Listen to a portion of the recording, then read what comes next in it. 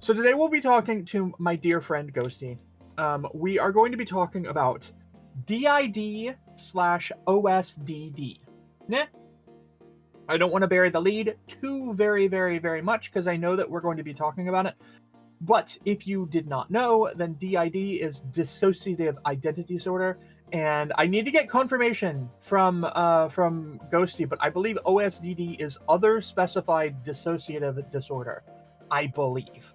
I think that's the way it works. But yeah, I will be bringing Ghosty in about 3 minutes. We haven't done. You're eating, so gotta go. No problem.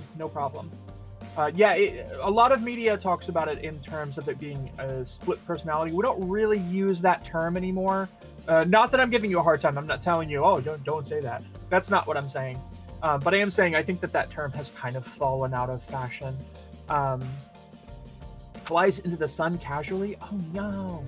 Yeah, no. I mean, it's also like perfectly okay to reclaim or to feel that some term describes, each individual experience better. But I leave that to the people who feel like they can talk about it. I also don't know about fashion most of the time. I just wear a hoodie and a hat sometimes. So anyway, I am really excited about this one. I'm really excited to talk to Ghosty. Ghosty is a very wonderful person, and I can't wait to get into all of this. So I want to see if I don't know that Ghosty is ready. I think I'm checking. Just give me 1 second.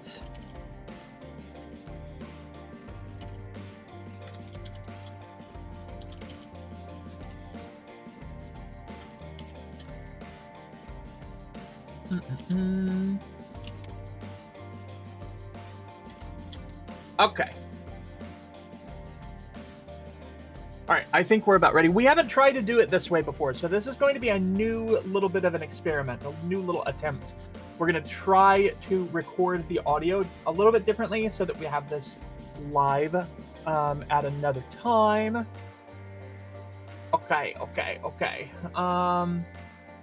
All right, I think Ghosty is here, which is wonderful. So I'm going to see if I can bring Ghosty up to the stage to talk with us.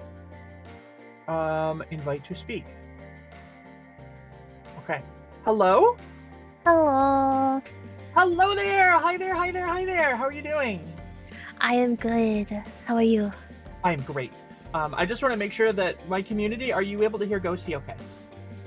Can you hear me? Am I audible? Yes. Looks like it is good. It is good. So, great. I'm getting lots of yeses, lots of thumbs up. Wonderful. All right. So, thank you so much for being here. Thank you for having me. Of course. I'm really happy to. Okay, you are apparently just the tiniest bit loud, so I'm gonna bring you down just a little bit. Okay. Okay. Can you keep talking? Talk. Right. Talk. Yay. Or I can tune into my theater kid days. Watermelon.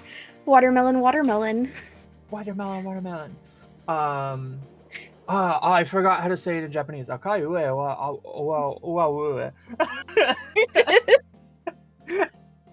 used to know how to do Japanese theater stuff, but I forgot.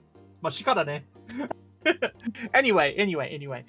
Welcome to Minority Report. Minority Report. That's the name of this series that we do.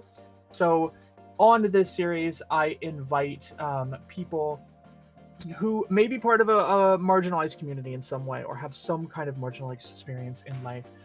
And I like to just talk to people about what their joys are and what their passions are and what maybe their hardships that they have maybe been through a little bit. So I'm really happy that you were willing to come and talk with us. We have a lot of people here on Irium who are listening in as well. So thank you, my lovely community. If you want to start out, why don't you just tell us a little bit about you? It's so I'm like always whenever someone asks me, tell us about yourself, it's like one of those weird questions. It's like you're like you know the answer, but then like when you're told it, it's just like Nani? But hello, I am Ghosty. I am a streamer on Twitch. I am a VTuber. I am a little ghostling who is a collection of ghost orbs who have come together to just, you know, bring smiles and stuff. I like making people smile. I like being a cozy space, and I like being chaotic, and I can say it because it's June. I like to be gay and do crime. You know. Happy Pride! Happy Pride! Pride! Tenant from the Arium chat is saying, not me, who is a ghost otter. I is raccoon. Oh, sugoi! Sugoi! I love that. Yeah. Raccoons are amazing. I love raccoons. I do too. I think they're so great. I think they're really, really, really great. Very cute. Very cute. Also, I committed arson, they say? Okay. Possums are also cool. Yes, I agree. Possums are also very cool. Ghosty, I know you won't be able to see the chat in Arium, so if I start talking about something weird. I'm trying to figure out how to bring it up on my PC so I could see some stuff. The streamer in me is like, I need to be able to like participate. So Arium is a phone only app. I don't know if you can pull it up on something like BlueStacks. I don't think you're allowed to. Yeah.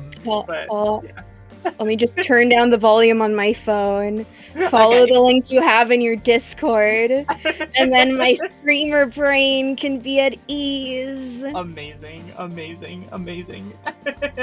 Thank you for the stars, Shisho. I appreciate it. Onegaishimasu. Arigato. So yeah, I'll give you some time to do that, and while we're doing that, I have a question that I don't know the answer to, actually. Oh, what? How long have you been streaming? So I have been streaming since, actually, hold on, I know the answer to this. I know the exact day I started streaming. I think it's October 18th of 2020. Oh my goodness. Yeah. Wow. Senpai. You are my senpai. I took like hold on, I'm pulling up on my Twitch literally right now, like my kind of, I can see like, because I did take some pauses and I started off a lot more just casual. Yeah. But I took like almost a year kind of not consistent streaming back in like I think 2021, 2022, one of those times. I can't tell. It doesn't tell me years here. But no, I and then I've just kind of, after that pause, I started to kind of forget what my, like, you know, when you kind of are like, what's my brand, and kind of just kind of be like a bit of like confusion on where you're going. I'm still in that period, but I'm kind of just I'm kind of just trying to do like what brings me joy.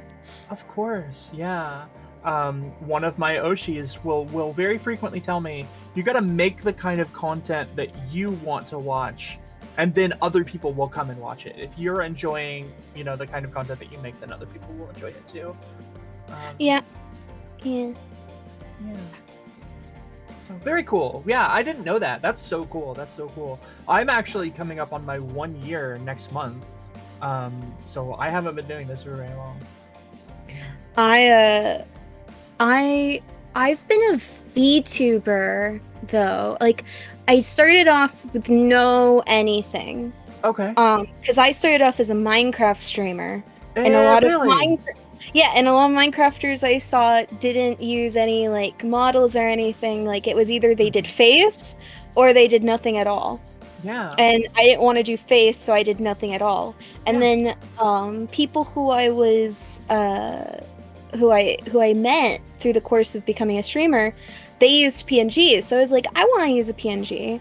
And then I based it off of my Minecraft skin. That's so smart. And then I kind of evolved. It was more, I think it was within the last, what was it, year or so? Year and a half, 2 maybe, that I started using a model. And actually I could probably, again, searching through my Twitch, if I go through my clips, I can probably find the moment where I made the change. So it was in 2023 that I started using a model. Oh, cool. And so with that kind of I that's when I officially started doing VTuber things. And now I'm rigging my own model that is one that I've been wanting since I started using a VTuber model. That's so cool. But yeah, the essence of the model is still based off of the original Minecraft skin. Wow. That's so cool. And I know that we have also that in common, that we are both really big Traffic fans. Traffic? Yeah, the Life series. Oh yeah. Yeah. I love all of them so much. I think actually a mutual friend of ours. Yes. The one who introduced us is actually how I got into that. Because it doesn't surprise me at all. I was only like somewhat familiar with the concept of Hermitcraft, but then I was like, I've never watched anything, but I've heard about it. And then I got fully more introduced into it, and now I'm like, I mainly watch those people. Yeah. They're so fun. So fun. And so creative. I haven't played all that much Minecraft. I played a little bit. I did at one point design a beautiful temple, like my favorite Japanese temple, and we actually made a little school, and I did one of my lessons there. Kind of cute. I haven't played Minecraft in forever, but I used to have a server that was like the smallest of servers, like barest bones, but it was where I would find like back when I would stream only Minecraft. It was I had people who were either kind of associated to content creation or like did content creation that were people with like DID and OSCD, and we would do like AMAs, like ask us anything on like that. And but people stopped having questions to ask. So then it just kind of died out. Oh yeah. Well, I've got some questions to ask because I think that's the topic of our conversation today. Yes.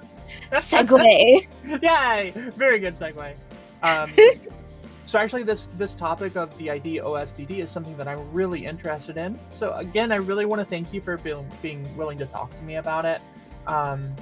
So just to start us off, just for me and for everybody in chat, can you explain a bit about what DID and OSDD are?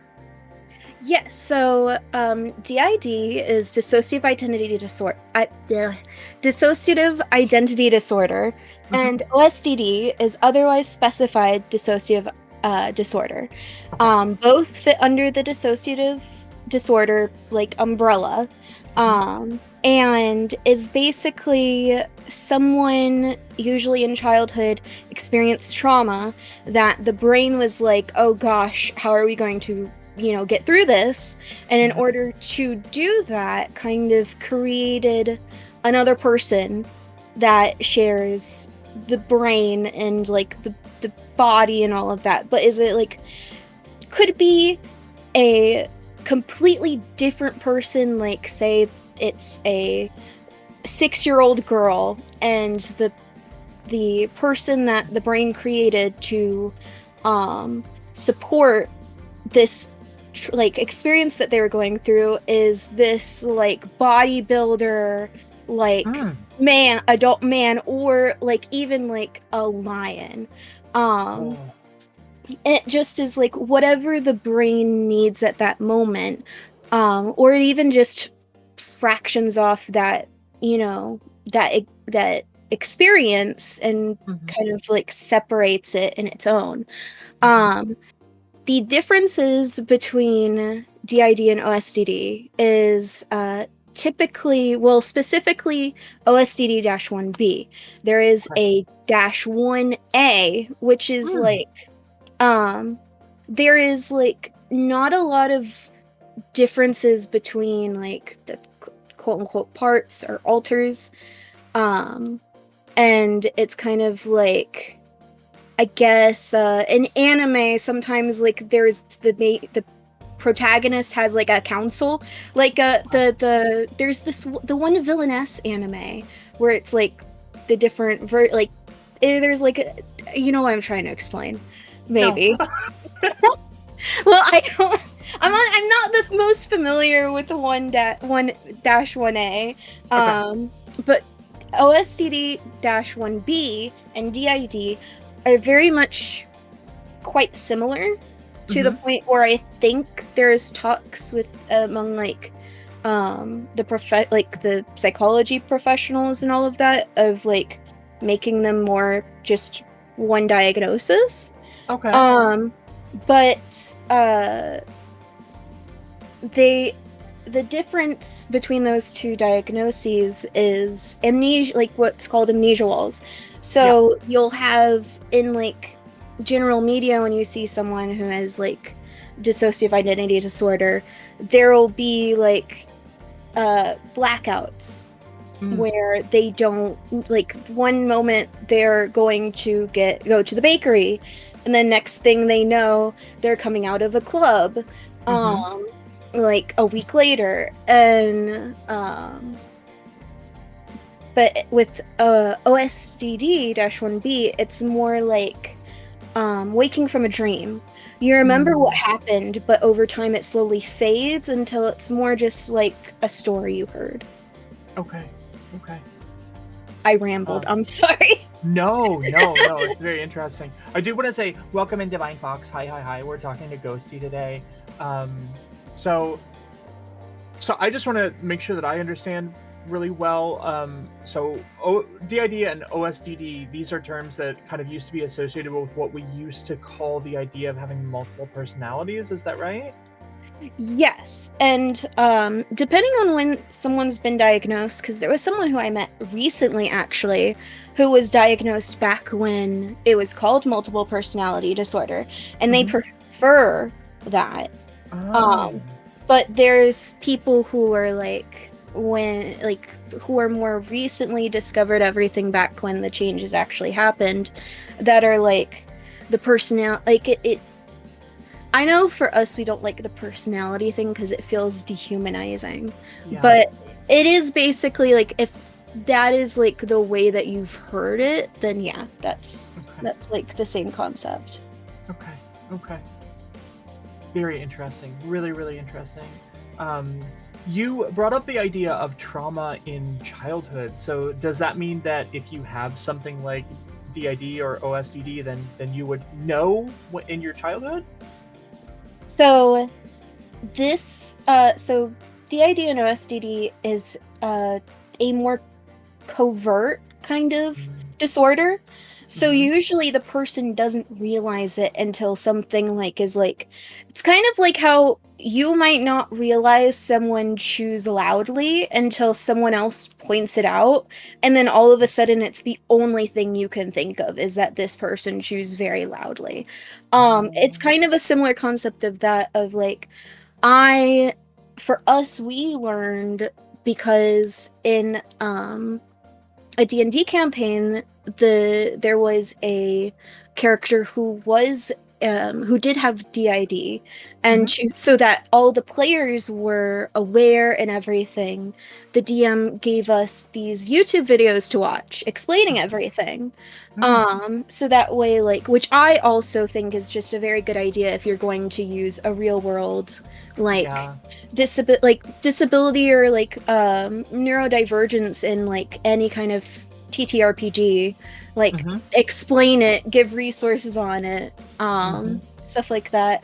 But yeah, we watched it and then it was like, wait a moment, maybe I'm not just this person who has this odd imaginary friend at the age of the age I was then. I'm not gonna say I was an adult though. I was an adult. And like, not just some weird adult with an imaginary friend. Maybe there's something more to this. But usually it is trauma in childhood, and it doesn't have to be the big T trauma. It can be little T trauma. And you don't always know it, but sometimes you might, piece it together. Like, we think we've pieced together what might have sparked our system. Yeah. So in spite of the fact that the trauma occurs usually in your childhood, you could be diagnosed much later in life, is what you're saying. Yes. Usually, unless like it's a more, like, as I said, it's more covert, but there are some times where it can be very overt. The like everything, and in that case, usually, or it's just the circumstances lead like professionals who are working with a child to be able to catch the signs and everything, and they're able to give a diagnosis earlier in life. That makes sense. That makes a lot of sense. So I know we touched on this before, but as I understand it, the term personalities isn't really often used anymore. What would be the accurate terms to use? So this is preference by preference. I know for us personally, we use system member because it's, it's a little bit more humanizing and everything like that. And with all the stigma going around, it feels nicer. Some people go with alters, some with parts. Some even do use personality, though I've only met the one person who does that. It kind of is just like, the thing that I've seen most in the community is alters. But again, it can kind of just differ from person to person. Okay. I've heard people use headmates. Is that maybe falling out of fashion? That is when I forgot. But yeah, headmates also works. Yeah, stuff like that. Of just like yeah. Very cool. Very, very, very cool. Thank you. Thank you for sharing that with me. This is all really, really good information and really interesting to me. So, yeah. So we've already talked about how maybe it's becoming more common for people to be diagnosed with this later in life. I'm curious kind of what that's... Oh, hi! I just saw you. Welcome. I finally got to work. I should do my ordinary greeting for you, even though I already know you. I should say, Hajimemashite! It's nice to meet you. I am Puppy-sensei. I make Japanese language content to help you level up your abilities.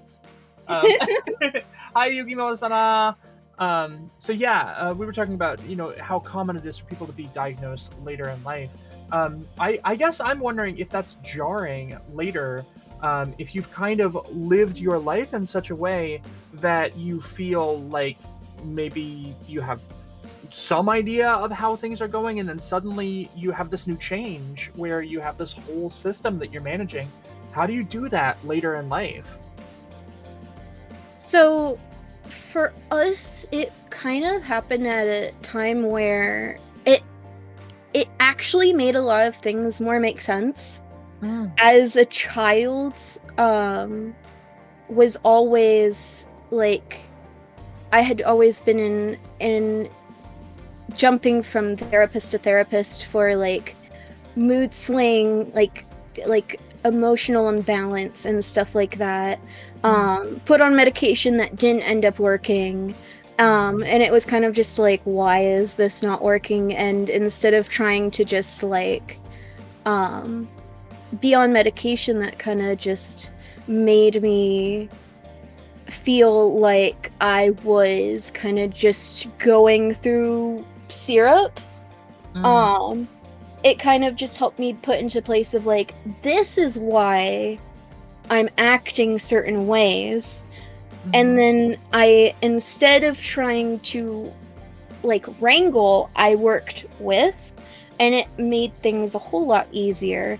And it's kind of gone from having life be a lot more difficult to kind of, by learning to kind of live with the collective, to be a more healthier person. Because if one person who is like what is called fronting, which is like they're in control,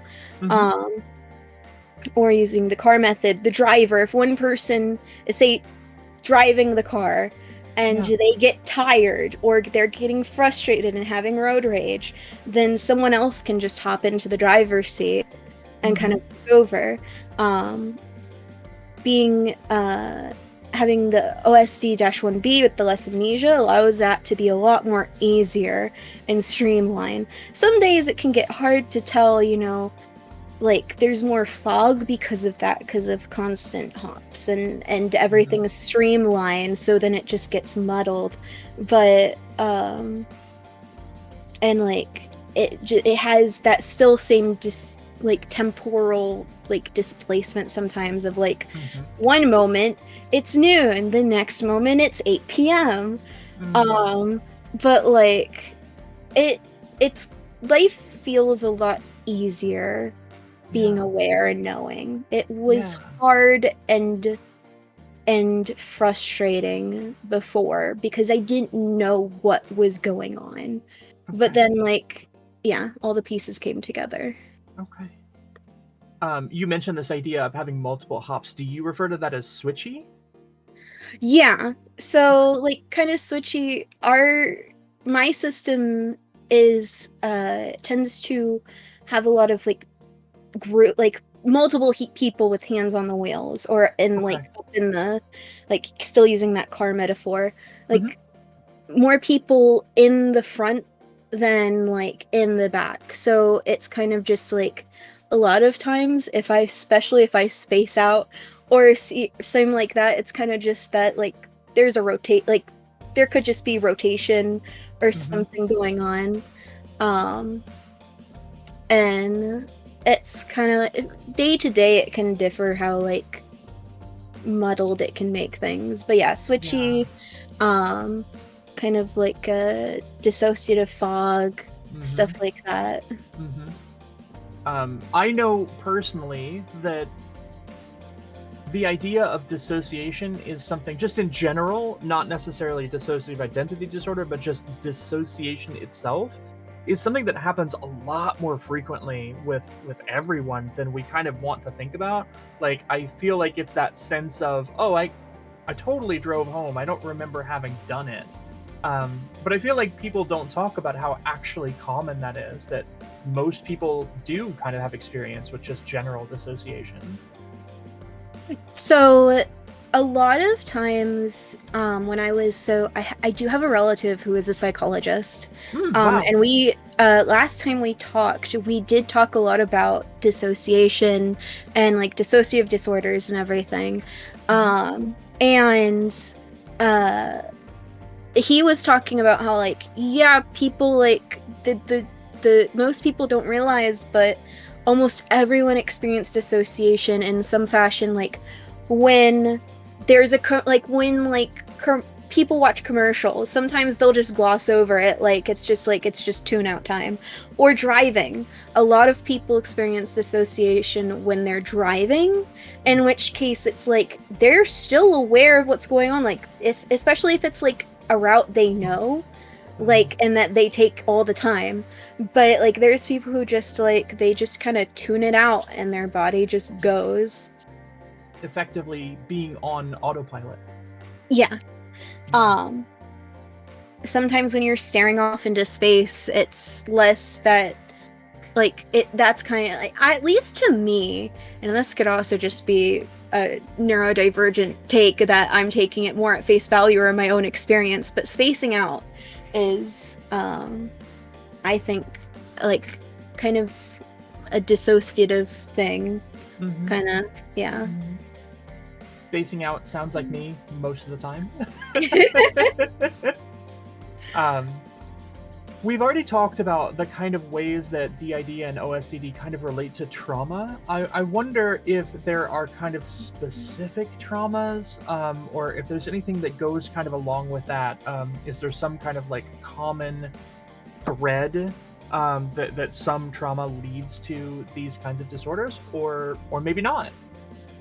So I tend to like, there is actually I believe one of the subclassifications of OSDD is specific to cults, like cult stuff. And but I don't have a lot of experience with that, or even met people with that kind of like thing, or in the spaces that I've been in, like the communities I've talked in, like it's one of the things that's off limits to talk about. So it's like I haven't heard much about that, but I've because I have been in discords before with people who have it, and like in some of the times when or who have like DID and OSDD, and some of the times when they talk about things, like it's like, or like people who come and ask questions because they're questioning, they're always like, I don't think I've had like significant enough of trauma. And it's like, it's one of those things that shows how very different brains can be from one another. Because it's like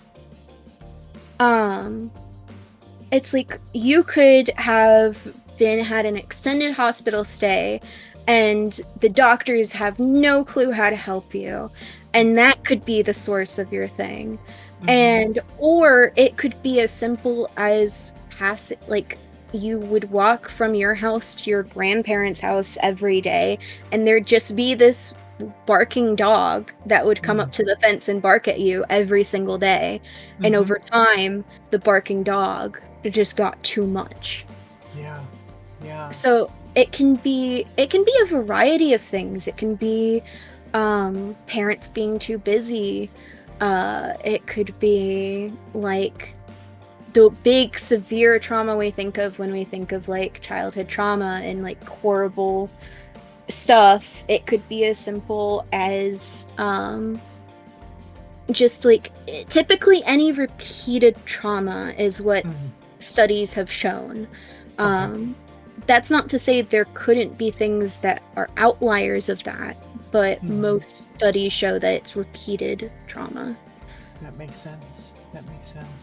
And so over time, the brain would deal with that trauma in a way that is like the only way that our kind of capability allows us to face these sorts of things. I think that's. I don't. We're gonna talk about this a little bit later, and I really want to like skirt the line here. But from a certain point of view, I think that there's something sort of beautiful about that. It's like it's a coping mechanism, and there's people who don't want to be a system, and they're completely valid in that. Like, I'm one of the people who being a system has made my life better. Yeah. So I like it now. That doesn't mean that there's no issues with it. Like there's things that I experience that I only experience because I'm a system, and Yeah. it is like there's like it's even might be stuff that is only in my system that it happens like that, Mm-hmm. and it's Mm-hmm. like difficult to deal with. But for the most like part, it's kind of been a thing of kind of just I've learned to like work with it, work with the Mm-hmm. others, and it's Yeah. kind of made my life like not easier for it, but better for it. Yeah. I want to very quickly say hi there, Ashdown. Welcome in, welcome in. Hi for the first time. Um, I hope you're doing okay today. So today we're talking with Ghosty, and so far it's just been a really, really wonderful conversation. Um, so I want to collect my thoughts for just a second. One of the things that you said that I think really, really, I have so much respect for, is you were talking about how different traumas can affect us in very different ways, right? One of the things that I'm personally, because I've done a lot of group therapy, and in group therapy, one of the things that I really came to realize is that you can't kind of put a value on pain. Mhm. So, a person over here in this seat may be really, really, really hurting because their grandma just passed away, and that's very sad. And a person in the next seat might be really, really hurting because their shoelaces don't match. And I think it's very easy for people on the outside to say, um, well, one of these people clearly has more of a right to feel pain over this. And that's not true. It's just not. It's really, really difficult, I think, to make an assessment of who has the right to feel pain or to experience trauma. That's something that's really like very impactful to me personally.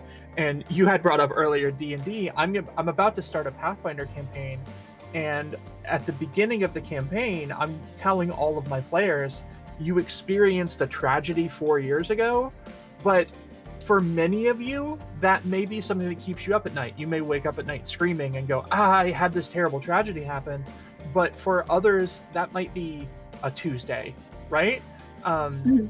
and I think that's so interesting that there's so much variation in kind of how much we're able to take and survive as people. It's just kind of fascinating to me. That's why, so I learned, I got the phrase big T trauma and little T trauma Mm-hmm. from, I don't remember if it was a single therapist or when I was in like a group therapy Mm-hmm. thing, but like I heard that and it just like, it clicked with me of that, like, there's things that you go through that people are going to call little T, like, they're going to call little problems, but Mm-hmm. that doesn't negate that it could still be traumatic. It's Mm-hmm. why it's like no matter what, if it's a big T or a little T, trauma is trauma. Yeah. Yeah. Absolutely. Absolutely. I completely agree. I completely agree. Um, so yeah, this is very cool, and I'm really energized about all of this. Um, I want to switch gears just a little bit because I want to Mhm. bring up the idea, which is always a fraught conversation, I think, but I want to bring up the idea of representation. So, do you feel that there is any, also, yes, hi, Bacon, good to see you. Do you feel that there's any positive media representation for DID or OSDB? I think so. This is an interesting thing because I have had um like system friends that we'd play games with and we'd attribute system like that being with like it's not going to be an actual like person who is a system, but they're like Mm-hmm. things about this person that line up with being a system. Mm-hmm. I think of actual like outward and like stated Mm-hmm. representation of being a system or having DID and OSD. Mm-hmm. I have never read any of the Moon Knight comics, but I did start watching. I've never finished. Oops. Watching Moon Knight. Yeah. um, but from what I saw, I I thought it was pretty good. Mm. Um, I know that before I watched it, because I was, of course, skeptical. Um, Before I watched it, I heard that they were bringing in consultants, they were asking questions, they were making sure they were doing it right. Um, I think it was interesting, like an interesting portrayal and everything because the things were dramatized in order to convey stuff like talking in the mirror to each other. That's something that my system does of visualizing ourselves in what we call the external, so the world around us, in order to facilitate better communication. um and that was an interesting thing I thought of, like something they did probably accidentally that some systems probably do in order to communicate. And the fact that the one of the one of the collective was what's called an introject, so a alter that is created either based partially, or traits taken from either an existing fictional character or historical, or modern, or someone around you or thing around you person. So like you have a factive, which is like, I like to explain it of like you have fictives and factives. You could have a fictive of Alexander Hamilton that is from the musical Hamilton, or you could have a factive of Alexander Hamilton that is from actual history. I had heard the term fictive, but I had never heard factive before. That's really cool. So yeah, we have a factive from in our system, and I know it's just a dog. Yeah. But I've heard others who have factives of like band people because that is a comfort thing for them. And sometimes with, usually now while you can form, DID and OSTD in childhood, it is still something that is like it is a coping mechanism essentially. And if you're continuing to experience trauma, you can still form new like alters and stuff depending on like, of course, the brain. So like there's people who, they're going through a stressful time, they'll listen to the music a lot and like they'll enjoy looking at stuff about the bands and stuff, so one of the band members will come up and stuff. And that was just something interesting that, because usually you don't hear with stigma, with all the stigma and stuff around like DID and OSD, you always see that people will use, oh, you have a fictional character who's like, you have an alter who's a fictional character, that just means you're faking things and stuff like that. So them having that in Moon Knight was kind of just like, I thought it was a good touch because it shows, that, a system can have, introjects.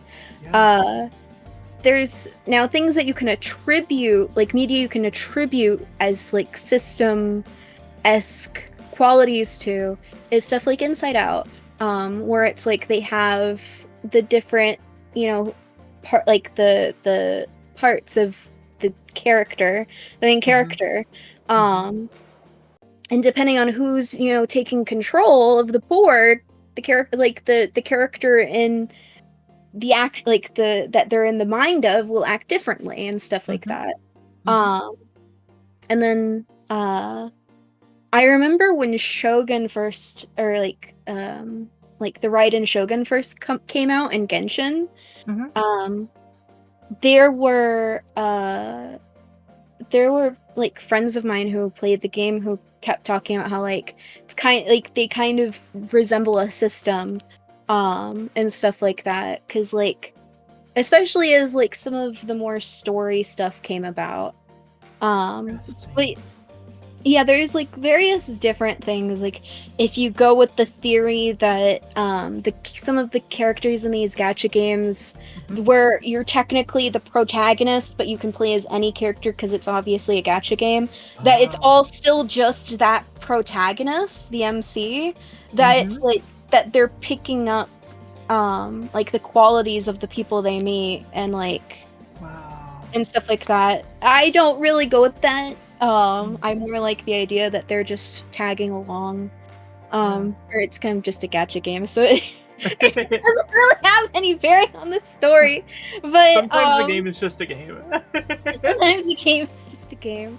But yeah, there's there's positive media stuff that I've seen now.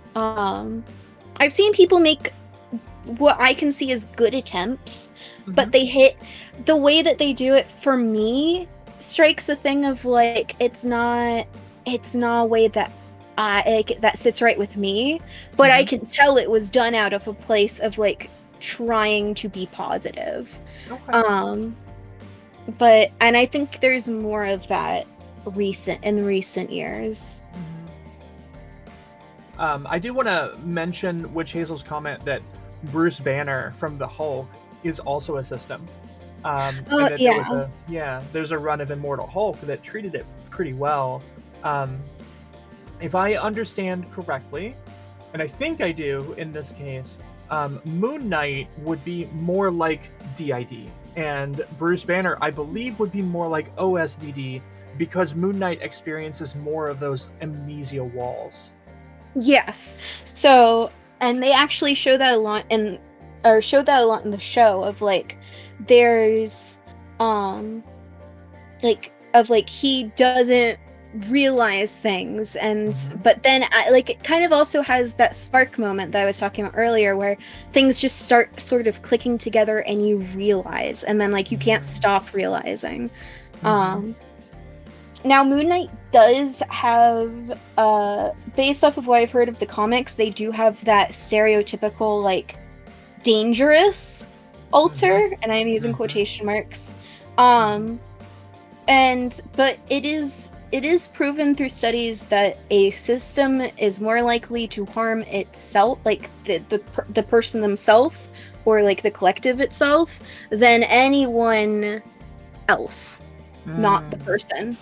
And there's I don't know if it's like actual terms used by like the professional field, but there's terms of like that the community uses to like categorize different system members based off of how they contribute to like the collective. And there's like a term for the ones who are more likely to be harmful to the body, to the other alters, to or to just like end up at like if there's anything going to be put at risk, it is the person themselves, and those are usually called like persecutors, I believe. Okay. This would be contrasted with something like a protector. Yeah, so protectors usually are the ones who, in my earlier example of like the person is like a 6-year-old girl, and they end up creating like or the brain ends up creating a like adult bodybuilder guy or like a lion, and it's like that's kind of shielding or protecting the girl from like what's going on. I've also heard the term trauma holder. So yeah, so trauma holder would be like someone who they experience the trauma and they're the one holding the experience so that the others don't have to. So it's like if like I know things that have happened to us, but it's kind of just more like it's like when you see pictures of something that happened, like you're like, oh, I recognize elements of this, but I don't have any emotional attachment to it because I wasn't there, kind of thing. Okay. Because it's like the trauma has been contained. Okay. Very interesting. So I want to open the door here, and I want to kind of invite you to talk about or not talk about this next question. I don't know to what degree you feel really comfortable talking about this, but if you don't, by all means, feel free to kind of like back off of this or maybe even tell me that you don't want to get into it. That's perfectly fine. But I'm curious about your kind of communication methods between system members. And whether or not you feel like you have a pretty good idea of how everybody operates within the system, or even whether or not you have maybe some exiles that are kind of less known to you? So, I don't mind talking about this. I tend to be like, if people come into my own streams and ask me stuff, I tend to be pretty open because I enjoy talking about it. Mhm. My experience isn't like one that everyone will have, but it might give like because something that is like, this is not kind of going into your question, but I promise I'll get to it. Okay. So a lot of systems will have what is called like they'll start doubting things because again, it's supposed to be covert. The brain will try to make you forget you have it because it's trying to make you not realize your trauma and Mhm. everything. Mhm. And because of that, so like you'd go through a lot of self-doubt being like, am I actually faking? How do I know I'm not faking? And stuff like Mhm. that, which is, when you think on it, the answer's pretty simple. Like, obviously, if you're having to ask yourself if you're faking, you're clearly not, and stuff like that. Being a system, communication can get wonky because the brain tries to do that. Tries to your brain is literally trying to gaslight you. Mhm. Um so communication, uh we've gone through different types of communication. So we've done, when first starting out, we did the journal method where we would journal a bit and try and like be like, okay, so um this is what happened today, and this is kind of like, I feel like this happened, and I think this so and so like showed themselves in this moment, and then like the next day will be like, yeah, that was blankety blank, and Mhm. stuff like that. Mhm. And it kind of evolved into then, being able to actually like kind of, we'd sit, meditate, get into a state where it kind of is like brain empty, can Mhm. kind of focus in like a long, like you're trying to talk to someone through those like cups on a string. Mhm. um but it's kind of, and then with like stuff like Plural Kit or like Simply Plural, which is like an app that now that has like, you can like chat with and stuff. We'd use those kinds of things as well. However, things have gotten like, over time and currently in this period of time, it's gotten to a point where it's difficult to communicate Mhm. and Mhm. even to be aware of anything. Like, once you're in like the front, in the driver's seat, like, it's kind of like a partition is put up Mhm. between you and the rest.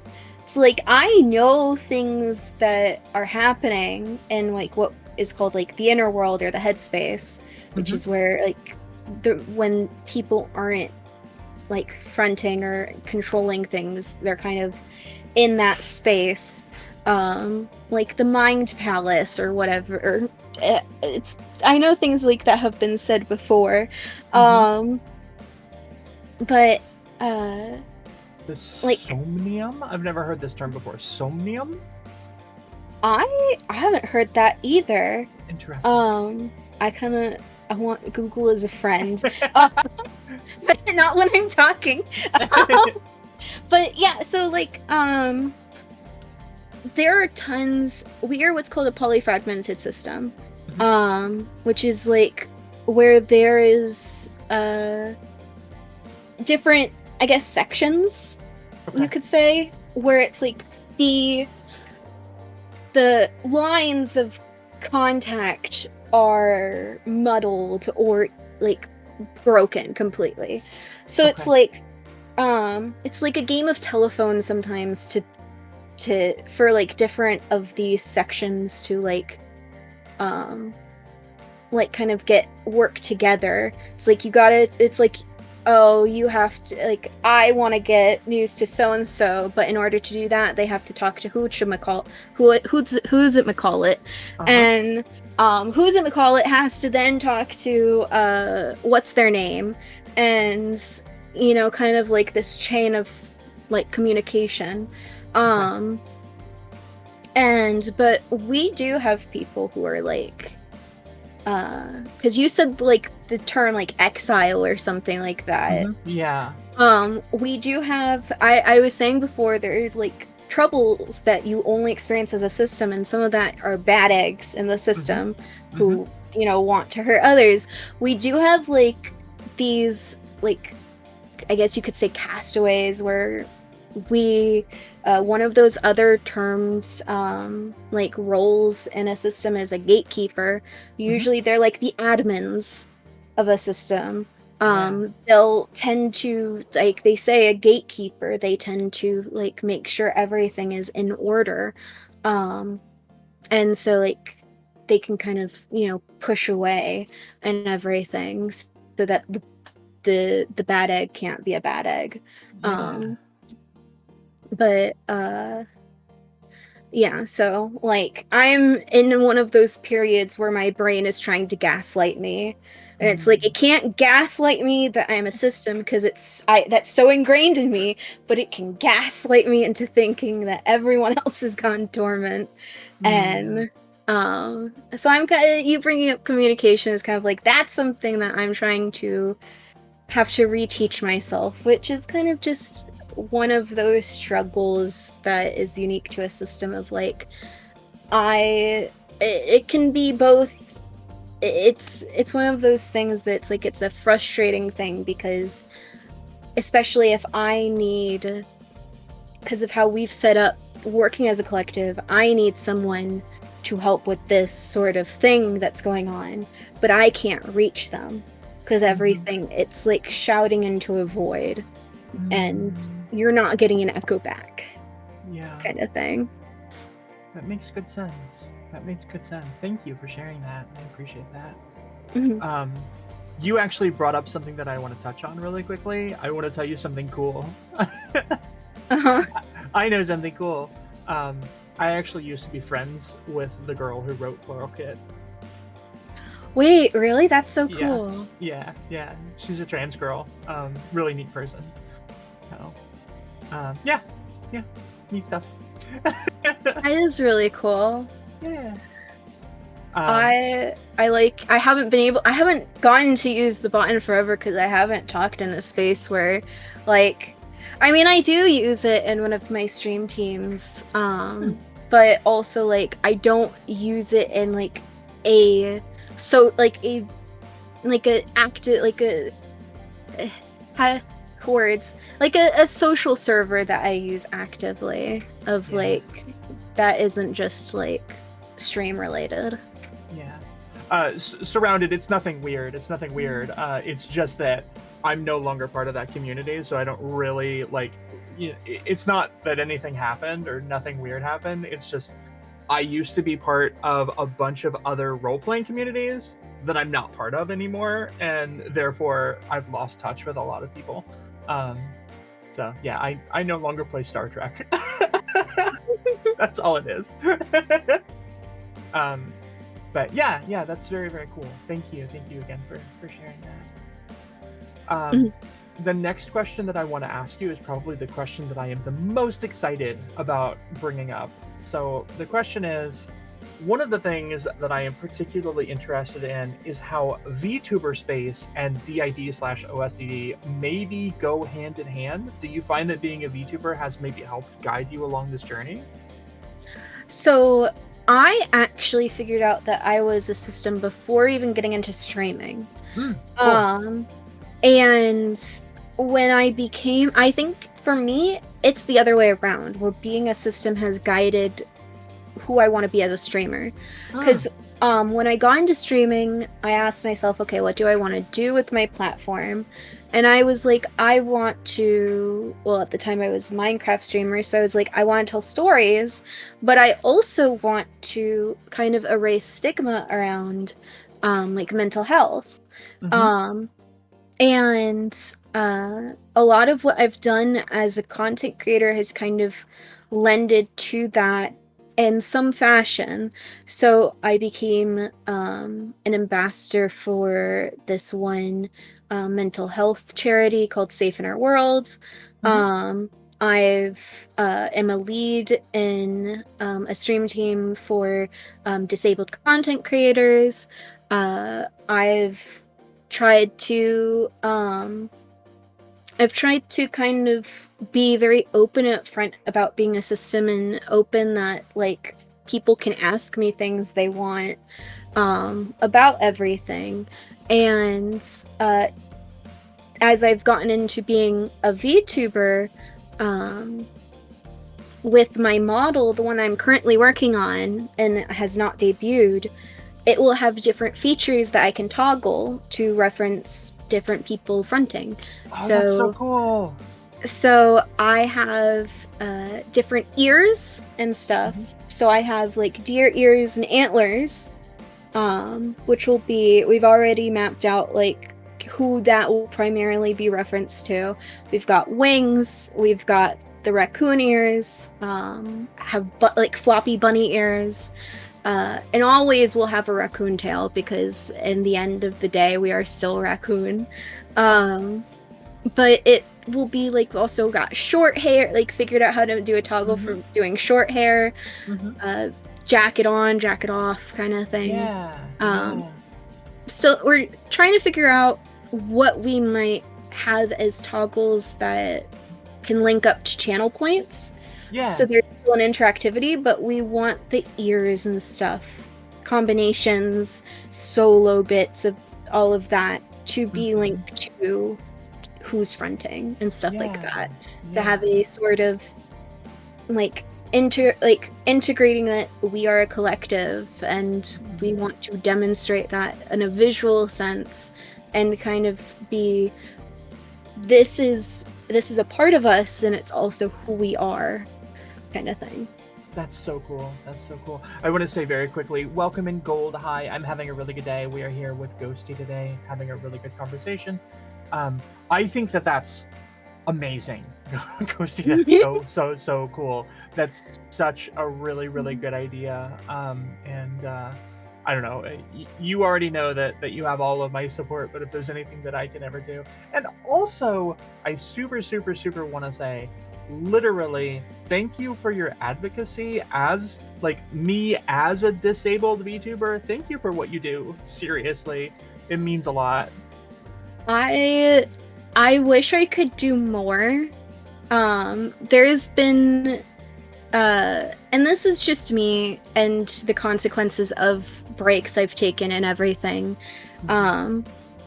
My reach isn't as much as it was back when I've done other things. Like there is a time I raised, I think, almost $300 for a charity, and stuff like that. And I think I tried to do something similar in more recent years, and either it was timing or just luck, or it was just after a break I had taken, but I didn't do as well. But I'm like, it's not about big things you do.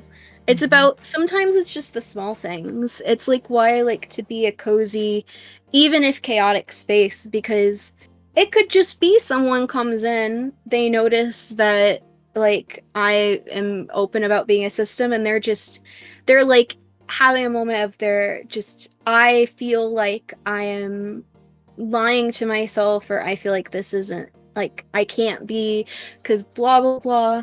And then I'm just like, I'm here to talk, either if it's just sharing my experience, sharing my own struggles, or being like, that is something that I also experience, to help someone be more sure of themselves and affirmed with who they are and what they're going through.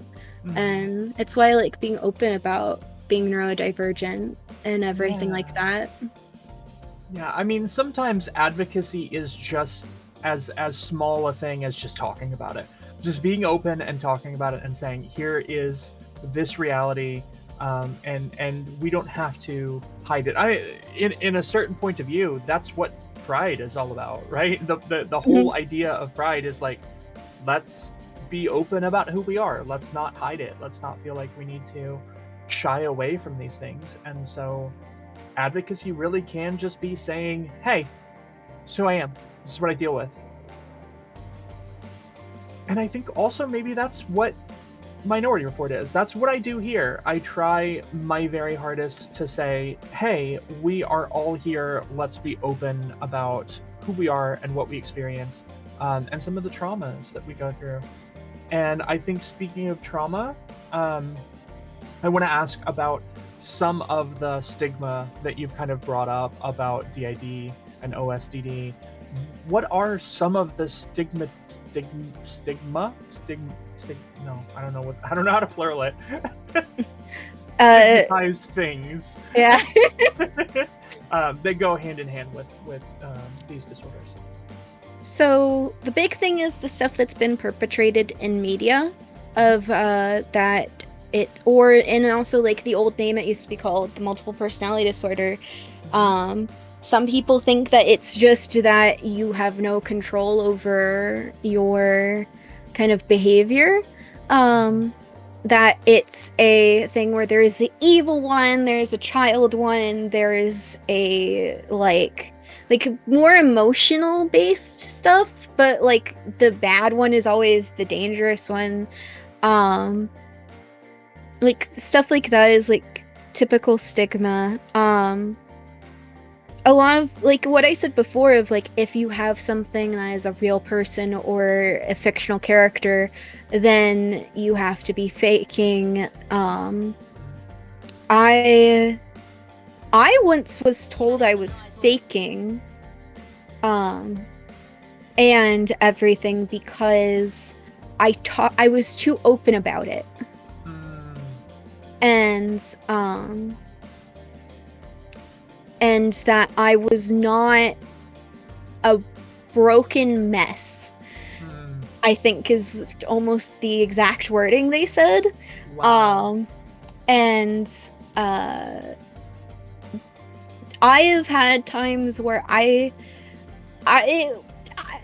it's not the best thing to do. I don't recommend doing it but I also was at the time and I was it was freshly after someone like told me I was faking and everything like that. I used to do times where I would test using Pluralkit where I'd enter a community and I would use Pluralkit so it showed that I was, it was the bot thing, it was the proxy account. And seeing how people reacted to that. If they were like, that's a weird bot, then I would be like, then I would start saying that I'm not a bot and like everything. And if they engaged with me in a way of curiosity, then I would be like, all right, that's a good egg. However, if they would be like, this is the weirdest like use of AI ever, then I'd be like, I'd use my actual account and be like, no, I'm not, like, this is my actual account. It's like, if you literally watch for like 5 seconds and I'll post and it'll like show the actual the original post and then it'll post again as the proxy. And then they'd be like, oh, I'm not into that RP stuff or something like that. Then I'd be like, okay, that's not a good egg. Because there is a bot that's not simply not Pluralkit. It's it's Hubberbox. I have a love-hate relationship with Tubberbox. And whenever I go to join like a play-by-post, like where it's like a Discord D&D campaign that's usually always going, I will avoid the ones that say you have to use Tubberbox. Yep, because I don't want to use it because it's like that I know that was I know Tubberbox I think specifically was made originally for RP and then systems started using it. But like because of Tubberbox, people think that all bot like proxy accounts are RP related. And that I think has made its own unintended stigma that's new from the movies and media. And I think that it's an interesting thing that we now experience, like while we're moving away from the idea that there is a dangerous like alter in like systems and like all and like that old stigma, we're now moving into, because of the digital age, the new stigma that people who are systems are just role-playing. And like they're just LARPing and stuff. And And that's not the case.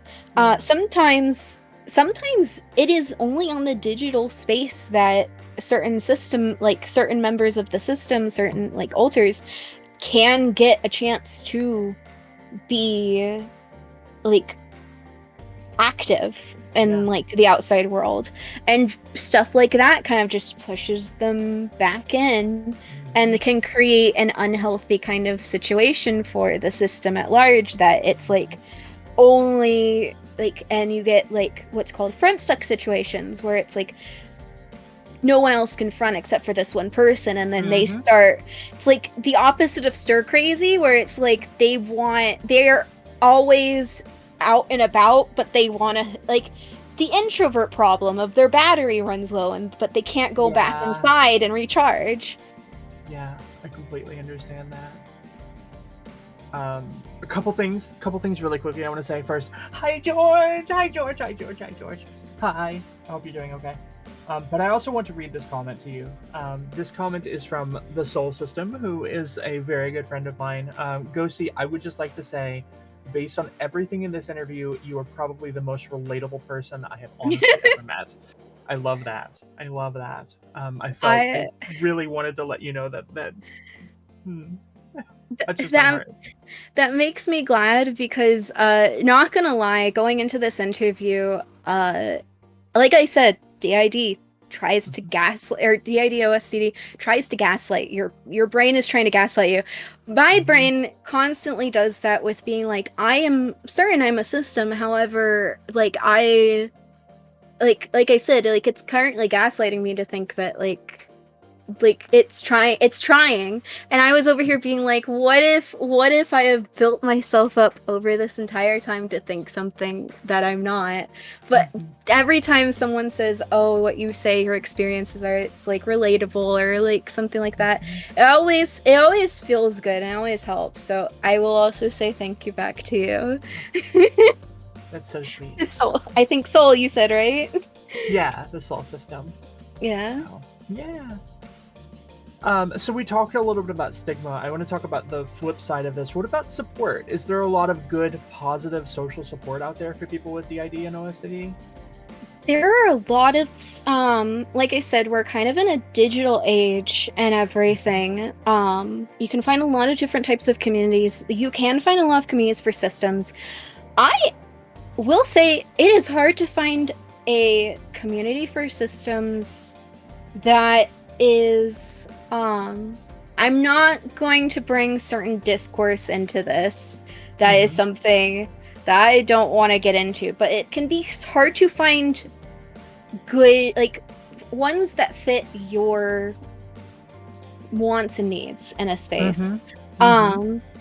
Like, you'll find those who, it could be that it started off as a group server, they opened it up onto, like, with Discord or whatever it's called, and allow people to join, but, like, you can tell it's clearly, like, a certain friend group, and they're just trying to make the server bigger or something for, like, the extra emotes and stuff like that. When I first figured out, I happened to like look at Reddit for news and stuff, and like was into play by posts, and I would find my play by posts on a subreddit on Reddit. I found a community for OSTD through that and joined a Discord for that. I made a ton of friends. I discovered some YouTubers, they have a Discord, and like was talking in there, and there's people who I still talk to today that I met through those places, and that I still find today, and it's I think that Discord has a lot of good communities. You might be able to find some local communities, but I find that with like Discord, I've also found more streamers who are more open about being systems, though it still is hard to find those. For the longest time, I thought it was like the only one who was public about being a system. But I found some VTubers recently who are open about it, and then But yeah, like I think you have to go looking for it, and you kind of have to be like, is this a space for me? But there are spaces out there that I think are really good for social support and everything. That's good. That's good. I'm so happy to hear that. It's really, really good. Yeah, I with just a very, very quick Google search, I'm finding that, from what I understand, like dissociative identity disorders under a larger umbrella are far more common than people think that they are. But unfortunately, they're also very stigmatized. And so, like, technically speaking, DID disorders in general, I believe, are more common than bipolar disorders. But they're so stigmatized that the vast majority of people who have these disorders don't talk about it. So this is an interesting thing. So I when I was first discovering, I would meet, like, there were people who I was talking to and I was questioning, and they were like, there was people being like, if you're because I was talking about trying to find a specialist in my area, and they were like, a bunch of people would say, don't get diagnosed, because it's basically just like it, like, because, and this is something my relative also said, diagnoses are just a bunch of symptoms lumped under a term to help insurances figure out, like, insurance things. Yeah. And like, it can be because of the more stigmatized a diagnosis is, while it is technically it's not, you're not supposed to discriminate based off of stuff like that, people still do.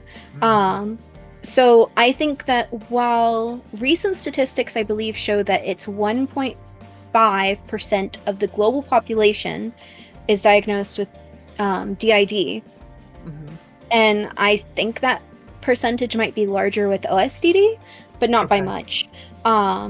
It's harder to find that one. I actually did try Googling it in preparation for this. But that is probably under DID is probably underdiagnosed because a lot of comorbidities with other disorders, the fact that people who, they go to a community first to try and find out the answers, so then they can go to a therapist, because then talking to therapists can be hard, because they're like, especially with something like DID and OSD, where it's understudied, hard to study because every brain is different, every experience is different, and because of all of those kind of conjoining things, it's probably under, like, reported too. So that 1.5% might, of like the global population, might be like 0.5 to, like, it could be that the same amount of people who have color blindness are around the same amount of people who are, like, have DID and OSD. But the current percentage that is there, the 1.5, is the same amount of people who are redheads in the world. So as many people as there are redheads in the world, there are people who have DID. And if we take this 1.5 as gospel, if we say that the 1.5% globally is accurate, that's more people than there are transgender people in the world. So that's something. I think, and this is my own, like, thoughts on, like, stuff with mental health. I think a lot of people experience more mental health than they realize, and I think a lot of people have symptoms that they might not realize attributes to some, like, one thing because of comorbidities, which is like when symptoms are shared across different diagnoses. And also just, it's still, people are experiencing the stigma that mental health is bad, and people don't go and, like, seek out assistance for stuff. And so it can be like there, or people just don't have the ability to. Like I don't have the ability to go to a therapist right now, but people keep pointing out to me that I'm probably autistic. And I haven't been able to get it diagnosed because I can't go.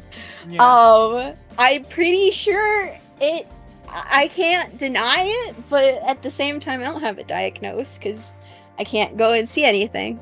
And the spectrum is so vast. It's such a vast spectrum. It is. But also some people it might be dangerous for them to go and get a diagnosis. Which is why I am, depending on the thing that someone is saying, they might have. I think it is in some circumstances okay to be like, I have this, because I have done this much research into it. I have talked to these people who have it, and I have shared experience with them and stuff like that. And to being like a kind of like, if you put in the effort, the time and energy into like being like, into understanding, I think in those sort of situations, like a self-diagnosis is a bit okay. If it's either dangerous for you to get one, or you have no ability to get one anytime soon. That way you can sort of like, even if it might not, like, you think you have ADHD, but you have the symptoms similar, but something else, you still look at those, like, methods people use to work with it, and then are like, okay, this helps me in my life. And I think stuff like that is, like, good. Yeah, mental health stigmatization is such a very, very dangerous thing. I can remember when I was younger, I recall sitting down with my father, who I now really do not have a whole lot of contact with. And in conversation with him, I remember saying, hey, I think maybe I need therapy. And I can remember him saying, if you get therapy, it's going to be on your quote-unquote permanent record for the rest of your life, and you'll never get a job. Well, look at me now, father. I have like 6 jobs. I remember.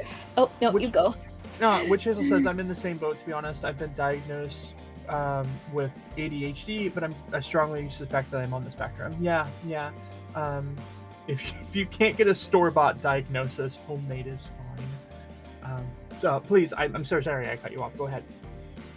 I don't remember what I was gonna say, so it's fine. Oh, okay, cool. Well, I'll shift gears just a little bit. We've talked a bit about negative stigma, and we've also talked a little bit about representation. So I feel like I have to talk about the flip side, which is the fetishization of DID and OSDD. There is this idea, and I think that it comes from the movie by M. Night Shyamalan. This idea that people with DID and OSDD have superpowers.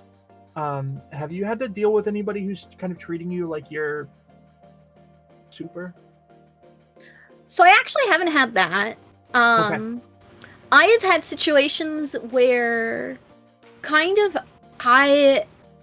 this is more just to me kind of like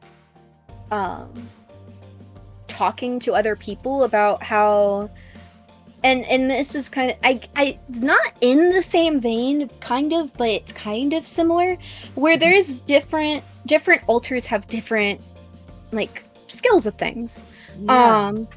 So there is an accent that no one else in the system can do except for one person in the system, because it's their accent, but they can't do it if anyone else is around the front. There are those who are better at certain games than others.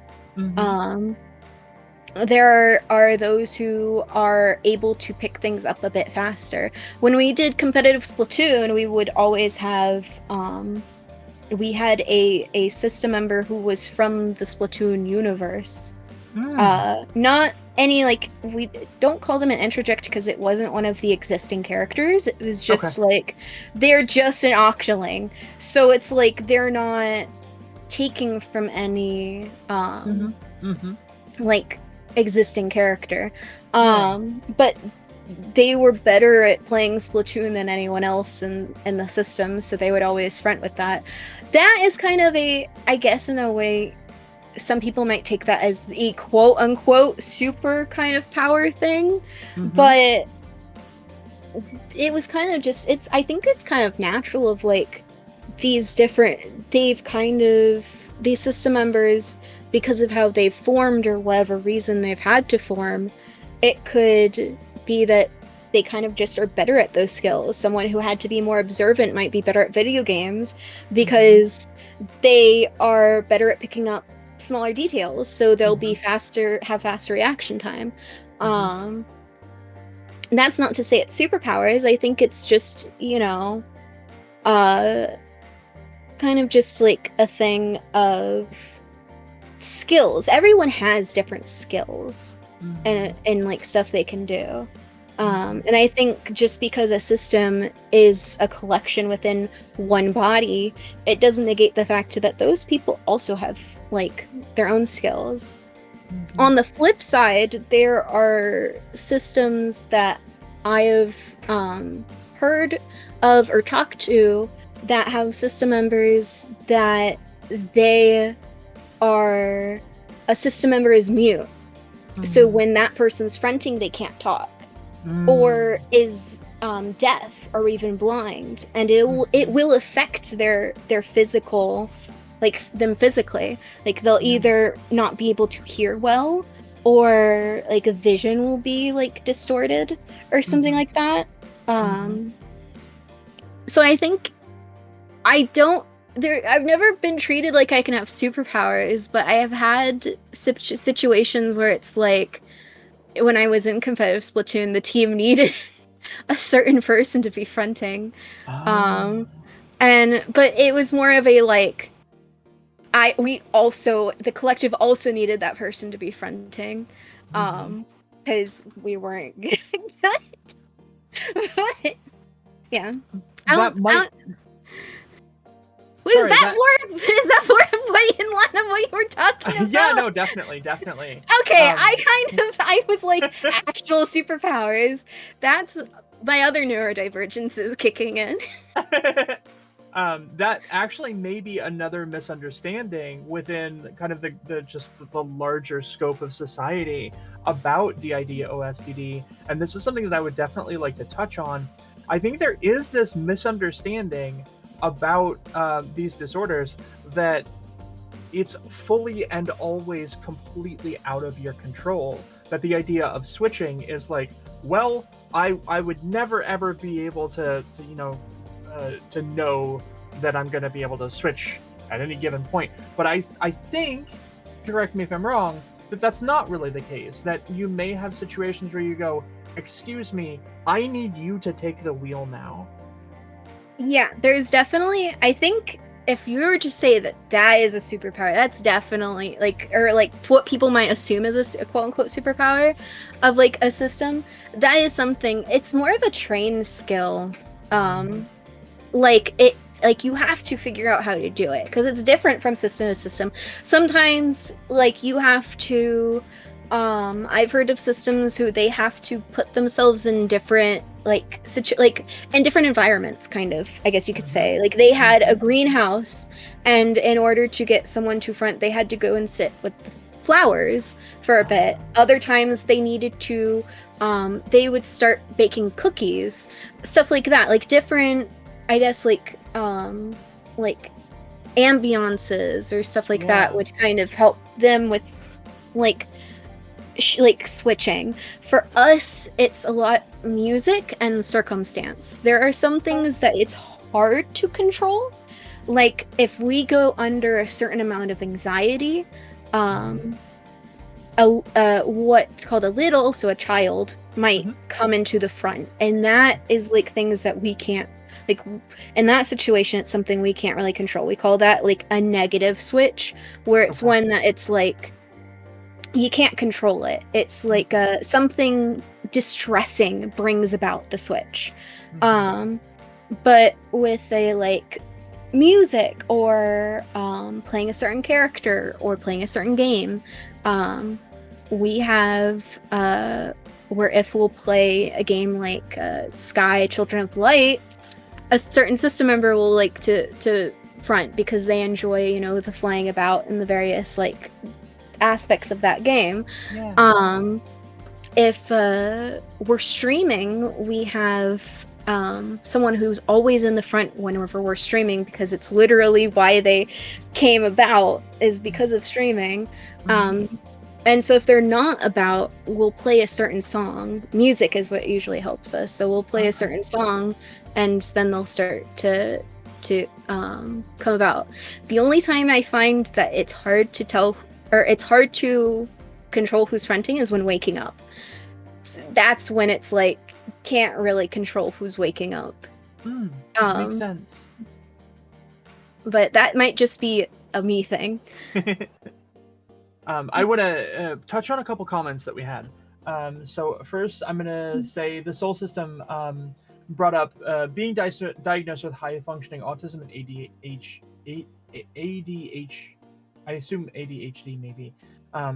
But with DID, the Soul System just self-diagnosed with a whole lot of research, other experiences, just kind of like very similar. With the thought process being like, what if something goes wrong, or what if there's some danger associated with this, which makes a lot of sense to me because there's so much stigmatization. And then I also want to touch on Witch Hazel's comments about how this idea of psychosomatic symptoms could cause people on the outside to go, I don't know about that. That sounds weird to me, or maybe that sounds a little bit superpowery to me. But the reality is that we do have psychosomatic symptoms. We all do, and we need look no further proof than that, than the existence of placebos. The fact that being told you're taking a medicine that can cure your illness sometimes cures that illness. Like there is something in our system where we have, so there are times where we have all these, like, we're neurodivergent, we have various different, you know, mental health stuff. We didn't realize we experienced hallucinations until someone started fronting a lot. And it was when we were doing group therapy, one of the questions would be, are you experiencing any hallucinations? And like over time, like we started being like, do we? And then it coincided with playing a TTRPG playing a TTRPG character that was this person's like character, like they kind of create like brainchild. And so they would be in the front more often, and then all of a sudden we're like, what is that in the corner of our eye? Are we like, and then also like all of a sudden when driving, it would be like we had to do double takes, because at first it was like a red light, and then all of a sudden it would be a green light, and then we'd blink and it would be back to red light, and a sort of like thing of like, what's going on here? And then it just was like, oh yeah, we have visual hallucinations. And it kind of is like one of those like click moments or things of like, you don't start noticing it until like you might be told like it's something that you can experience, or just something happens and like the psychosomatic thing starts to come up of like, well, this person experiences that and they know it, and while the body doesn't, it now that person, that is their experience, that is their life, so thus the body now adopts it as its own, because brains are weird. Yes, absolutely. This is actually what I was going to bring up next.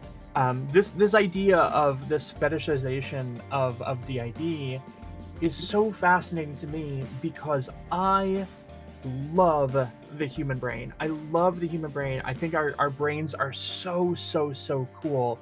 And so there's a part of me, maybe from a slightly unhealthy place, that hears this conversation, and I cannot help but be like, wow, it's so cool that the brain can do this. It's so cool that the brain can do this as a reaction to trauma. And I want to bring up two things that I know of but one in my life and one that I've heard about. These don't really relate to DID or dissociative disorders in general, but they're two things that always make me think about how cool our brains are. So the first, I had a professor who spoke with a thick British accent because he was British. He was British and he spoke with a thick British accent everywhere he went, every day of his life. He came from Great Britain and therefore he spoke with this accent. Until one day, he had literal brain surgery, and when he came out of the brain surgery, his accent was a New Jersey accent. And it didn't like last forever, but there was a period that this professor talked like he was from New Jersey. And I think that that's wild. And then the other story that I always think about is Aubrey Plaza. Do you know this actress? She's from Parks and Rec. I've heard of the actress, but I don't think I've seen anything she's actually been in. Okay. Well, she speaks, I think, Portuguese and English. She's bilingual, right? Mm-hmm. Raised bilingual, raised in these environments where she was speaking these two languages. I can't remember if it's Portuguese or another one, but I believe that she was born in Puerto Rico. Anyway, she had a literal traumatic brain injury when she was younger. And she developed, for a short time, aphasia. And aphasia is where you forget how to speak. Mm-hmm. But the wacky thing is, she only forgot how to speak one of those languages. She could still speak the other one perfectly 100% fluently, but she just lost that language. And I think that's so cool. Weird. Brains are weird. Brains are so cool. I just think it's so interesting. So yeah, I just wanted to bring that up because I think it's really, really neat. Yeah, it's I used to when I was in college, I took all psychology courses I could. Mm-hmm. And my parents were my mom was always like, why don't you become a psychologist? And I'm like, I can barely handle my own emotional stuff. You think I can handle other people's? I mean, I'm good at giving advice and talking things out, but I feel like I would always constantly be wondering, am I telling the person the right thing? And stuff like that. But like, it's so cool. It's so fascinating. It really is. So, we're going to do another gear shift here. We're going to change gears just a little bit. I want to ask you if you have ever faced any kind of hardship or discrimination, whether within or outside the bounds of mental health in general.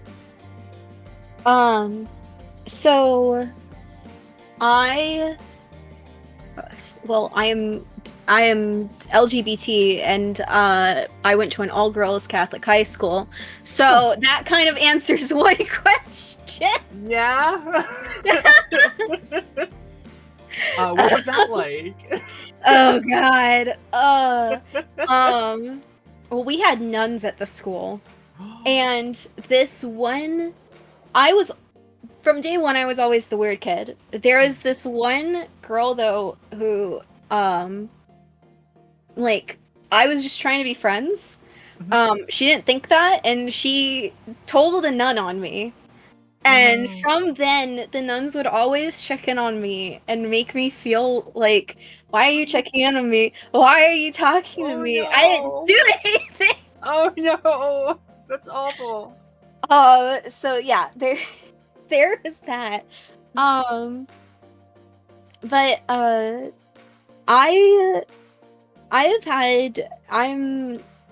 I'm someone who was kind of like very fluid on labels.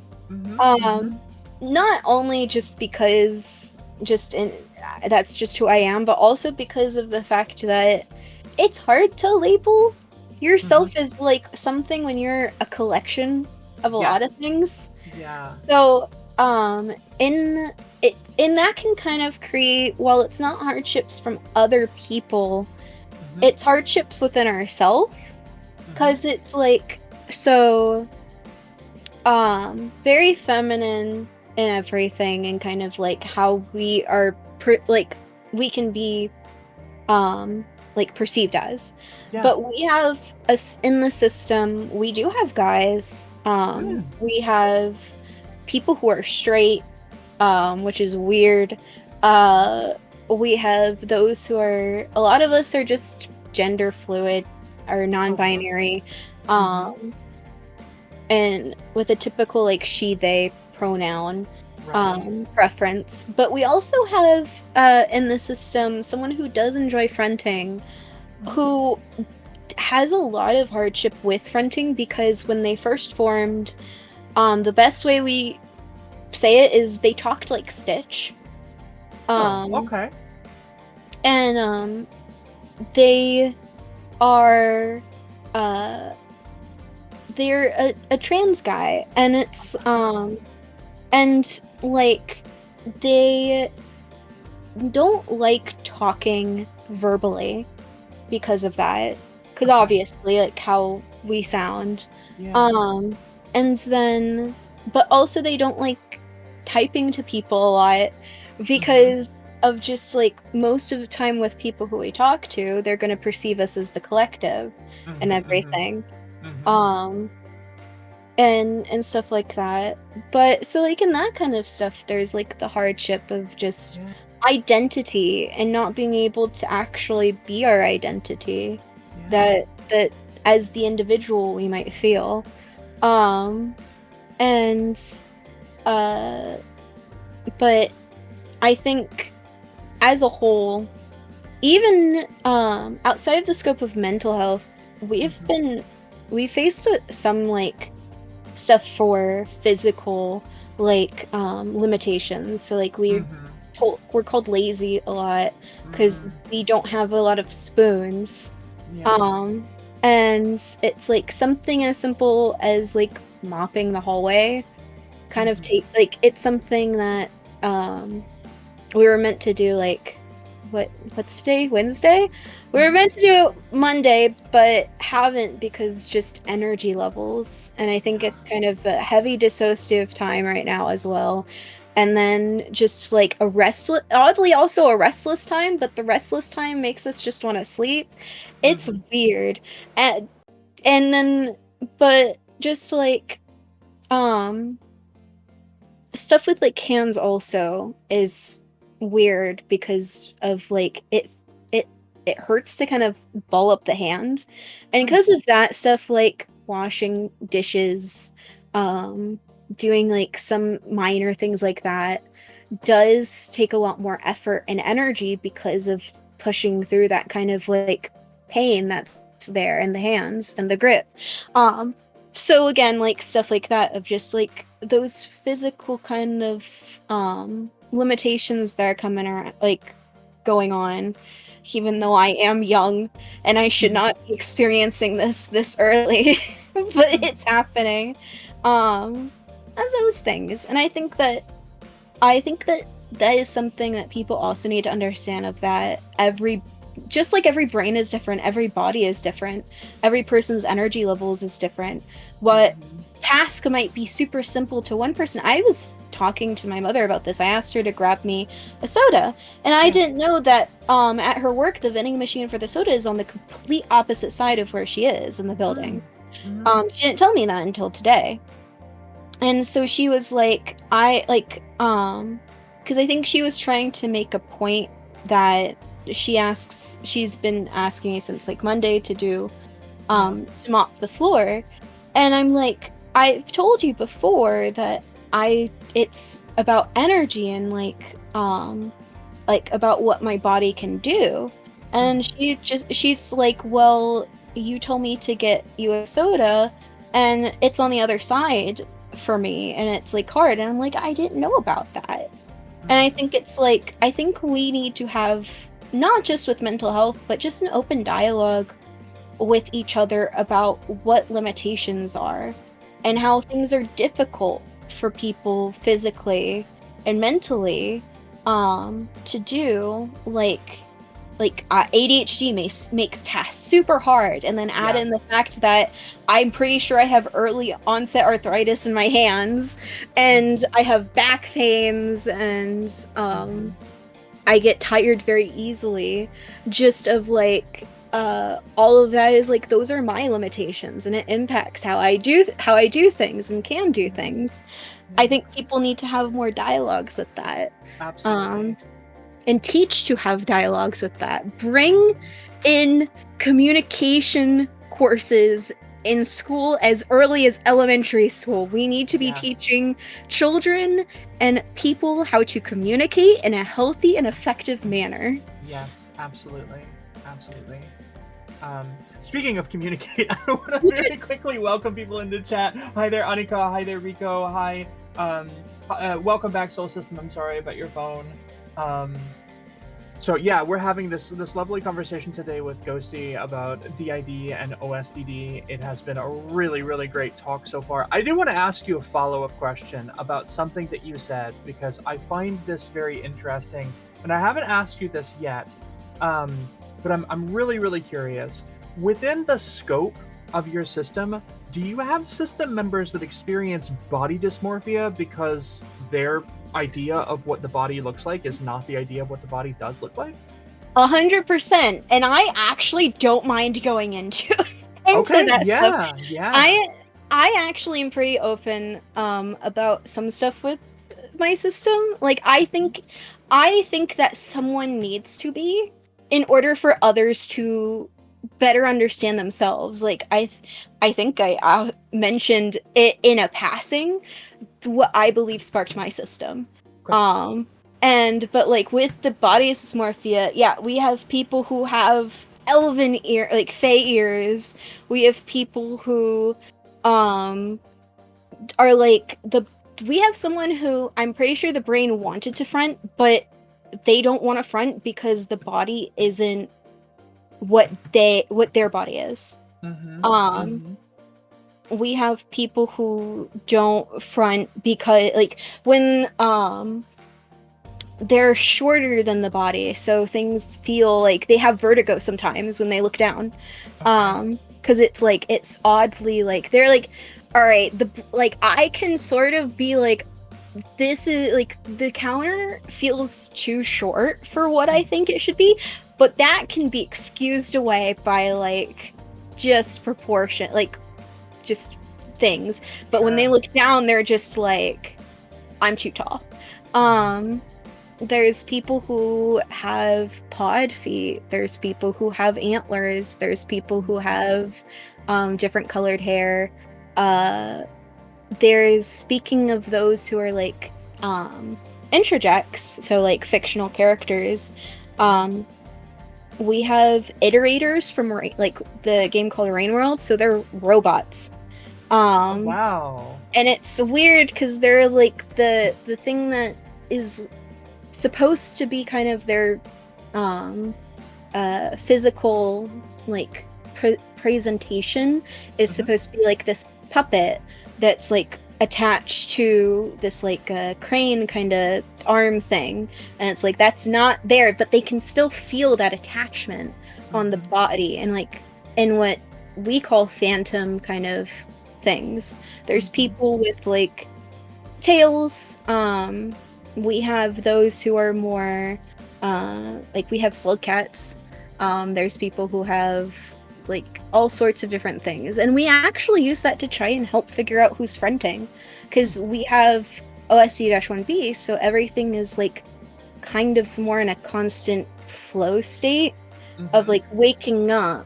So sometimes like whenever there's a switch, it's like waking from a dream, so there's kind of this seamlessness to it, but you can kind of tell something's different. So like we'll go through a checklist of, do I have normal ears? Do I have pointed ears? Do I have animal ears? All right. Do I feel like I have horns? Do I feel like I have a tail? Do I feel like I have wings?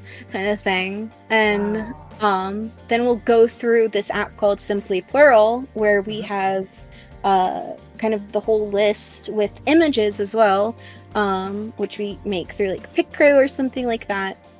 And then we'll be like, all right, going through the checklist of what the answers were, if it wasn't automatically clear, who within the list feels right, and we'll figure out from that. Wow, that is so amazing. Very, very, very amazing. I want to pinpoint Rico's comment here. Rico says, I actually interviewed a friend of mine with DID. It's amazing how different any one person's experience with it is. I agree. I think it's so, so, so cool. I want to ask a follow-up question to what, not really a question, but what Rico is saying. I have known quite a few people with DID or OSDD who have quite a few members of their system. Some pretty large numbers. And based on what you're saying, it also sounds like you have quite a few members within your system, which is pretty neat. What I haven't met are a lot of people with just a scant few number of members in their system. Do you have much experience with that? Do you know people who maybe just have one or two altars? So there were the person who I met recently who got diagnosed back when it was still called multiple personality disorder. I think they have under 10. Wow. I haven't talked to them much. I haven't heard from them really since I first originally met them. But we did talk a bit about, shared experiences, differing experiences, stuff like that. And so it seems like they had theirs that they formed, and then not really any since then. There have been, I think, someone who I talk to regularly doesn't really have a lot, but I don't really know. But of people who I talk to regularly, that are systems, I don't think I know many who have very few, but I think that also just might be a show of how stressful recent times are. Because as I said earlier, it is a learned coping mechanism of the brain to do this. And well, some people might be more of a like, their brain might be done, all right, I'm done cooking, this is all you're gonna get. I know, like, my own is like, all right, this is stressful. And it's even had in system members forming, especially like if they're an introject, that in itself sometimes has been a stressful thing if the introject comes in alone. So that's the part of the reason why my system's big, because if there's introjects, or even sometimes ones that are not introjects, like they're what we call humorously brain originals, they'll be more in groups, so that they're like, it's like when I don't know how to explain it. It's kind of like if instead of jumping straight into the deep end, you wade into the shallows. Yeah. It's kind of emotional support, like like origin people, friends. Welcome to the group. I'm here to show you around. Let me take your arm. Yeah. Okay. That kind of thing. Like they're of the brain originals, the thing I think the coolest thing is, so originally, when we first were discovering we were a system, there was a system member who we didn't know anything really about them, other than they were someone who had what in the community is called exomemories. So memories that belong not to the body, but like to a different life. Okay. So this person is a magical girl who got isekai'd into the brain. And I don't know if it's their actual name, or because originally it was just the name they called themselves because they couldn't remember their actual name. And I don't know if it's just stuck or if that is actually their actual name, but they called themselves Rei, like ghost. But in like Japanese. Because the whole magical girl thing. Yeah. But they remembered the rest of their team, and over time, members of that team have come into the system. Along with one of them, they had a younger sister come in that wasn't part of like the original team that the first magical girl remembered. It was someone that came with that next magical girl, and then like others have shown up over time. And so it's like it's either that they were there all along, or it's like something happened and they kind of popped up. But then we'll also have like there was one fictive we had who was the only one from their source, and they had a meltdown because they were missing their family, and that was the catalyst for the brain being like, all right, no more of that. And so ever since then, if we have usually if someone forms, they'll form in batches. Okay.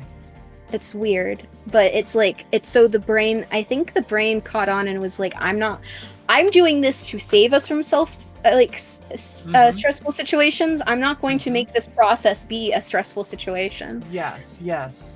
That makes sense. Welcome in, Hiyumi-san. Suro-sama.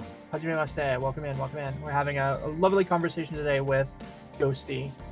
That's really cool. So essentially what I'm kind of getting out of this is that there can be such a thing as trauma generation for members of the system, and then there can also be sort of generation within the system that's not really trauma-based. Yeah, so I think. But yeah, it's weird. Usually if someone there is also the fact that there could be nothing forming, and these were just people who were there all along, and the brain is now being like, all right, I release you into the wild now. Which is unlikely for things if like it could also just be introjects. And this is like more me being like theories, because I also am just fascinated by how brains work, and it's always interesting to try and figure out how things work. But it can be because there is a thing of like fragments. So those who don't have a lot of differentiation from like the others in the system, like they have one trait to them, like characters who only have like one personality trait in like a piece of media. I think these are more common with something like a OSD-1A, but there are like fragments, and then like fragments could become more formed over time. At least that's what's been said to me once. Okay. But I could also, like, it's going in line with that thought that there was kind of this there's someone who's been there, but it wasn't their time to be revealed yet, so to speak. Interesting. Okay. Or if it was a foundation for a introject, they might not have found that which they identify with. So we have in our system what we call them an introject, but they're two different characters combined. Okay. So kind of like something like that of like they kind of liked the qualities of this character but also this character, and it kind of just, the brain kind of was like, all right, then you're both of those characters. It's weird. I'm probably explaining it poorly, but it's how I kind of come to think about it. I am saying words that are in my head. It's very cool, though. It's very, very, very interesting. Soul System says, for us, we call the originals souls. One I can say is definite factual, but I can prove the others. But the four all have different memories, sort of got combined together in some way. Interesting. Yeah, this is all very, very, very fascinating to me. And again, I just want to say how thankful that I am for you being so willing to talk to us about all of this. I am probably more willing to talk about things than I should be. Considering how open I am to talking about various things, probably borders on too much information about myself, but I don't care. So I think we're probably coming close to the end of our time. I do want to ask you if you would like to share with my community, where can people find you? What can we expect from your content? What else do you do out there? So you can find me at Twitch at LittleGhostling, on Blue Sky at LittleGhostling, on YouTube at LittleGhostling, but on Twitter/X at LittleGhostling, but without the E, because I couldn't get the version with the E on there. But I usually just do streams, usually on Tuesdays, Thursdays, and Fridays, though I'm looking to, at some point, I think in July, I'm going to be not streaming on Fridays anymore and instead streaming on Wednesday, or Monday. I haven't worked out that. I also am in a podcast called The Dice Collectors, where we play D&D. Neat. I play Noxara, the sword wizard, who has too much love of sweets. But most of my content is just whatever I feel like doing that day or week, and I'll say a schedule, and the only thing you can really be certain on with that schedule is the times I'll stream, and that Thursday is collab day, and that's it. But I'm here for a cozy time and a little bit of chaos. And have we ever collabed together? Yes, we do have collab together. We do quite a bit of repo. Haven't checked the poll on this week's collab. There's too little people who voted for lockdown. We can't play unless we get like 6-7 people. Our mutual friend refuses to play if we have 5 people who have signed up for lockdown. Our mutual friend refuses to play anytime. Yes. I've actually never played Lockdown. I have it and I want to play it at some point. I'm really hype about trying it, but I've never been able to play it. I will. The people who would fill in a lot of the seats have stopped coming to Thursdays. So, but might just have to poke some people and be like, hey, let's play Lockdown. I might have to ask earlier in the week or even a week before to try and get that, because some people are better at schedules than I am. I just call it collab. I just call it collab, weekly collab, and I don't decide what to play it until the day of. I have to tell you another message that's coming from the Soul System. The Soul System says, I definitely want to take note of your info. I would love to eventually chat with you. Earlier in this interview, I nearly came to tears. It's so sweet. But yeah, I know that you have touched a lot of people today. You have given us a lot to think about.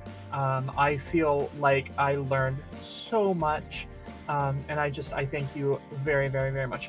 Before I let you go, though, I have one more thing that I have to talk to you about. Yes. Okay, get ready. Get ready to feel ambushed here. Oh, God. Oh, yeah. I know that you play a lot of TTRPGs. Did you know that I have my own one-shot TTRPG series where I have members of the DTuber community on my one-shot and I run them through a gauntlet and kill their characters? Did you know that about me? No, I didn't, but I want to be in it. Wonderful. That was going to be my question. I want you to be in it, so I want to formally invite you to Puppy-sensei's Pathfinder Apocalypse. I love this series. I've never played Pathfinder. Our mutual friend wants the next. He runs a campaign for us, and he wants the next one he runs to be Pathfinder. And I'm like, it's so much. Well, you can learn during our time together during my one shot where we make a character for you and then I kill it. I will try and break it so you don't kill me, but you may try. I will try, but I will probably fail. But thank you so much for today. Thank you so very, very much. I really just appreciate all of your openness and honesty, and again, all of the advocacy that you do. It means the world to me. Yes, I'm thankful that you asked me to come in and talk. I enjoy talking about it, as you can tell. Yeah. Well, you were lovely, and again, I just want to say, everybody out there at Irium, thank you for being here. Thank you for being here to show your support. Please, please, please show as much support as you can to Ghosty. We think the world of you, so thank you. Yeah. So everyone out there in chat, you're getting a gold star from me today. You all did very good work. And I love you lots and lots and lots. And I will see you soon. Okay? Matane! Bye-bye.